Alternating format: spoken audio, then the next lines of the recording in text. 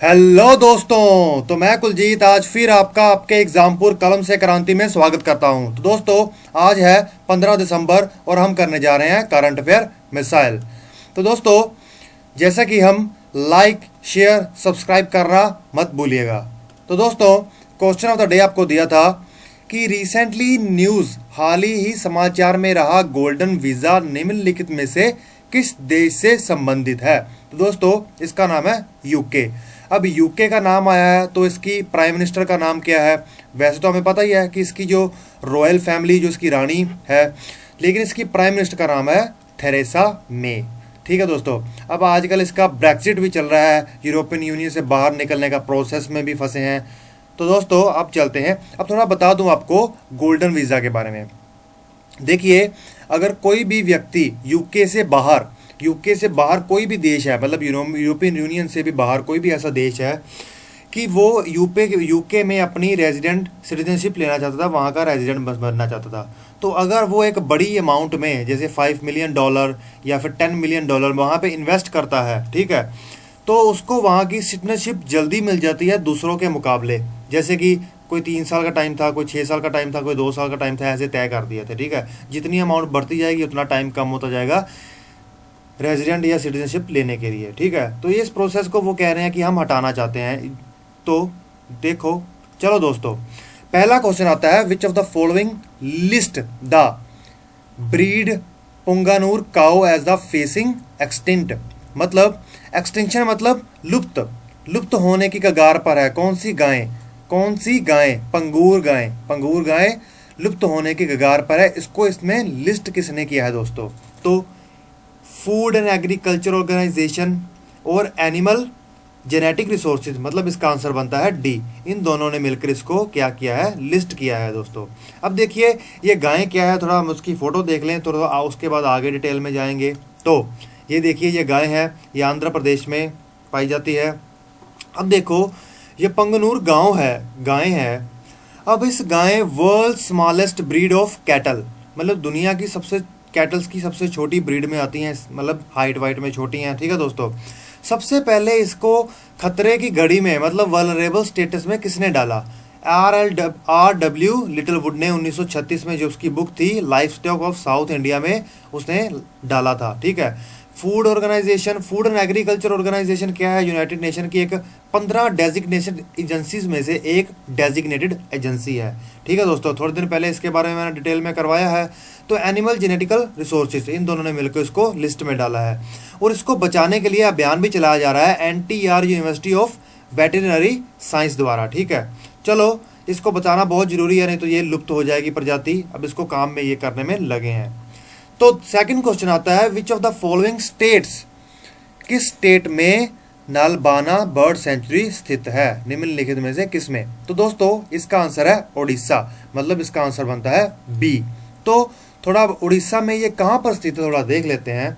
तो देखिए, ये देखिए बर्ड सेंचुरी है, तो बर्ड्स कितने प्यार से रह रहे हैं, तो पानी भी दिख रहा है। तो ये देखिए, उड़ीसा में मैंने आपको कई बार बताया है कि एक चिल्लिका लेक है, उससे रिलेटेड कई सारे केयू बुल लाम जाओ ऐसे करके कई नेशनल पार्क्स के बारे में मैंने बताया है। अब एक और नेशनल पार्क जो चिल्लिका लेक में आता है, वो किस में है?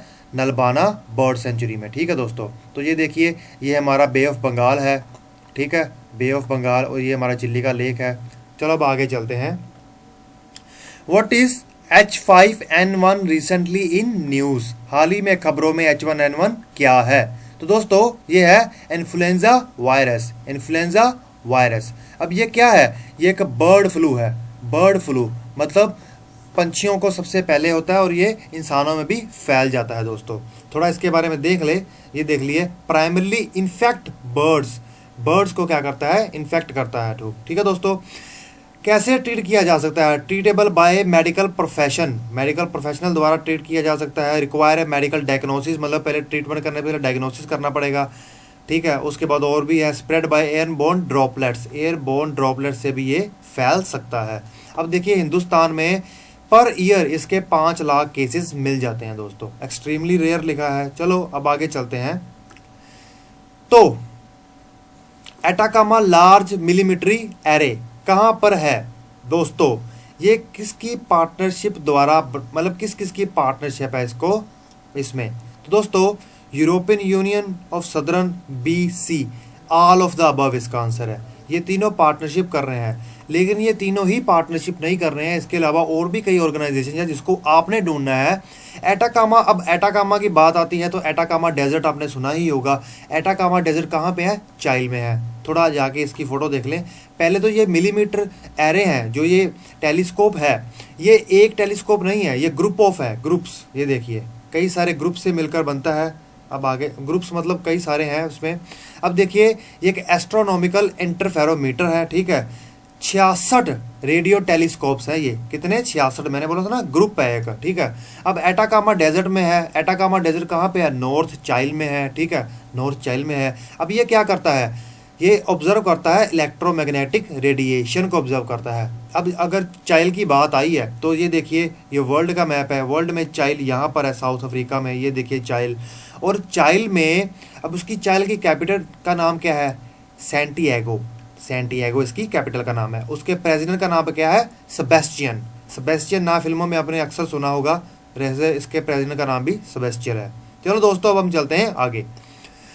फिफ्थ क्वेश्चन है, India approves agreement on land border crossing with which of the country. अब आपको पता है कि लैंड बॉर्डर क्रॉसिंग का किस किस देश के बीच में अलाउड है? हिंदुस्तान के साथ, पाकिस्तान के साथ तो नहीं है। तो अब देख लेते हैं स्थल सीमा पार का। यह है म्यांमार के साथ। देखिए भूटान और नेपाल में तो आम ही चले जाते हैं, नेपाल का तो आपने सुना ही होगा, आम ही चले जाते हैं। लेकिन रिसेंटली न्यूज़ में था कि किसके साथ लैंड बॉर्डर क्रॉसिंग एग्रीमेंट किया? ये किया म्यांमार के साथ दोस्तों, ठीक है। चलो अब हम चलते हैं आगे।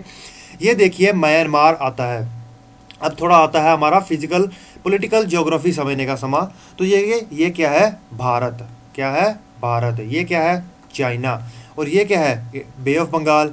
ये है साउथ, ये गल्फ ऑफ थाईलैंड। ये देखिए ये है म्यांमार, ये बांग्लादेश है। अब म्यांमार से कौन कौन से देश लगते हैं? अब देखिए एक तो भारत है, इन सारे तट पर लगता है। नीचे आके ये देखिए बांग्लादेश टच कर रहा है, ठीक है। इधर से थाईलैंड, इधर से लाओस, इधर से चाइना, ठीक है। तो म्यांमार स्ट्रेटेजिकली हमारे लिए बहुत इंपॉर्टेंट हो जाता है। तो दोस्तों इसकी कैपिटल क्या है? नेफिडा, ठीक है। इसकी करेंसी का नाम क्या है? बर्मीज ख्यात। तो प्रेसिडेंट का नाम क्या है? विन माइंट, ठीक है। अब रिकॉग्नाइज्ड रीजनल लैंग्वेजेस कौन कौन सी है? कांचीन, काया, कारिन, चिन, तो काफ़ी हैं, आप याद कर लीजिएगा। तो अब हम चलते हैं आगे। Which of the following is nodal loaning entities, मतलब निम्नलिखित में से कौन लोन देने के लिए इकाई है? कौन सी लोन देने के लिए इकाई है? किसको? एक्वा इंफ्रास्ट्रक्चर डेवलपमेंट फंड को। अब मैंने आपको ब्लू रेवोल्यूशन के बारे में थोड़े दिन पहले बताया था, उसके लिए एक डेडिकेटेड स्पेशल इसके लिए एक्वा इंफ्रास्ट्रक्चर डेवलपमेंट फंड बनाया गया। अब उसको लोन देने के लिए कौन सी इकाइयाँ चुनी गई हैं? तो दोस्तों NABARD, NCDC, all of the schedule banks, all of the above इसका आंसर है। मतलब इन सब ने इसको लोन दे सकती हैं। अब NCDC क्या है, नाबार्ड क्या है? अब ये NCDC की फुल फॉर्म आपको बता देता हूँ, नाबार्ड की क्या है बता देता हूँ। अब शेड्यूल बैंक्स का मतलब क्या है? मतलब जो हिंदुस्तान के शेड्यूल्स हैं कॉन्स्टिट्यूशन में, उसके अंतर्गत जो बैंक्स लिखे गए हैं ये उनको शेड्यूल बैंक्स कहते हैं। तो दोस्तों cabinet committee on economic affairs headed by, किसके द्वारा हेड की जाती है? प्राइम मिनिस्टर द्वारा हेड की जाती है, ठीक है।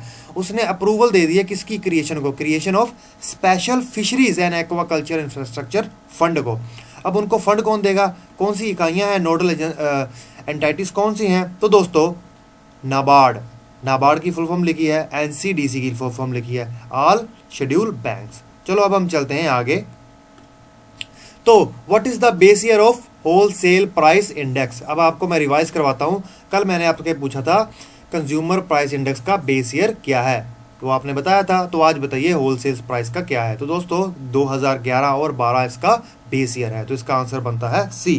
तो आंसर बनता है सी। 8th क्वेश्चन आता है, which of the following residence become. अब थोड़ा सा होलसेल प्राइस इंडेक्स की बात है, तो होलसेल प्राइस इंडेक्स को लॉन्च कौन करता है? Office of economic adviser. Office of economic adviser इसको लॉन्च करता है। और ये किसके अंतर्गत आता है? Department of industrial production and policy के अंतर्गत आता है, जो डिपार्टमेंट आता है मिनिस्ट्री ऑफ कॉमर्स के अंतर्गत, ठीक है दोस्तों। थोड़ी एक्स्ट्रा इंफॉर्मेशन देनी मैंने जरूरी समझी। तो हाल ही में तेलंगाना के मुख्यमंत्री कौन बने? तो दोस्तों ये बने हैं के चंद्रशेखर राव। अब इलेक्शन हुए हैं तो। अब उसके अलावा थोड़ी एक्स्ट्रा इन्फॉर्मेशन गैदर कर लें। डेप्यूटी सीएम कौन बने हैं? उप मुख्यमंत्री मोहम्मद महमूद अली बने हैं। तो उसके गवर्नर कौन है? ESL नरसिम्हा इनके गवर्नर हैं दोस्तों। चलो 9th क्वेश्चन आता है, भारतनाट्यम जो भारत का क्लासिक डांस है उसका जन्म कहाँ हुआ? उसका जन्म हुआ तमिलनाडु में। अब भारतनाट्यम के बारे में थोड़ा सा डिटेल में समझ लेते हैं हम लोग। अब देखिए, ये देखिए भारतनाट्यम की एक पिक्चर अच्छी सी। तो दोस्तों भारतनाट्यम को हिस्टोरिकली क्या नाम है इसका? सादीर। याद कर लीजिए, भारतनाट्यम का ऐतिहासिक नाम सादीर है, ऐतिहासिक रूप सदर है। तो दोस्तों इंडियन क्लासिक डांस तमिलनाडु में पैदा हुआ। अब आपके बारे में और भी कई डिटेल्स हैं। अब किन थीम्स पर इस पे डांस होता है? रिलीजियस थीम्स पे होता है, ठीक है, स्पिरिचुअल, शैविज्म, वैष्णविज्म और शक्तिज्म में। अब हम चलते हैं आगे। तो 10th क्वेश्चन आता है, on which date international mountain day celebrated? किस दिन इंटरनेशनल माउंटेन डे मनाया जाता है? तो ये मनाया जाता है 11 दिसंबर को। तो इसका आंसर बनता है ए। तो आंसर बनता है ए। अब हमें जानने की जरूरत है कि इसका थीम क्या है। अब इसका थीम, तो दोस्तों 2018 का इसका थीम था माउंटेन मैटर्स। माउंटेन मैटर्स का थीम था। अब बाकी जो डिटेल अगर आप निकालना चाहें तो इसमें से निकाल सकते हैं। तो दोस्तों 11वां क्वेश्चन आता है, कौन निम्नलिखित में से किसने जीता है WTA coach of the year award? WTA क्या है? Women's tennis association coach of the year award. अब ये जीता है, इसका आंसर बनता है ए, सच्चा बाजिन। सच्चा बाजिन। अब दोस्तों अब हम चलते हैं आगे। तो कल मैंने आपको क्वेश्चन ऑफ द डे दिया था, उसका आंसर बता दिया। अब आपको क्वेश्चन ऑफ द डे दिया जाता है क्लाइमेट चेंज परफॉर्मेंस इंडेक्स। अब ये किस द्वारा लॉन्च किया जाता है? एक तो आपने ये भी बताना है, ठीक है, और इसका आंसर भी बताना है। क्लाइमेट चेंज और इंडिया की क्या रैंकिंग है, हमें तो यही देख रहे हैं ना। तो दोस्तों आपका एग्जामपुर में आने के लिए मैं थैंक्स करता हूं। जैसे कि मैं हमेशा कहता हूं, लाइक शेयर सब्सक्राइब करना मत भूलिएगा। और दोस्तों ज़्यादा से ज़्यादा अपने प्लेटफॉर्म को इस करंट अफेयर के ज़्यादा से ज़्यादा फैलाइए, ठीक है दोस्तों। एग्जामपुर में आने के लिए आपका थैंक्स। Okay bye.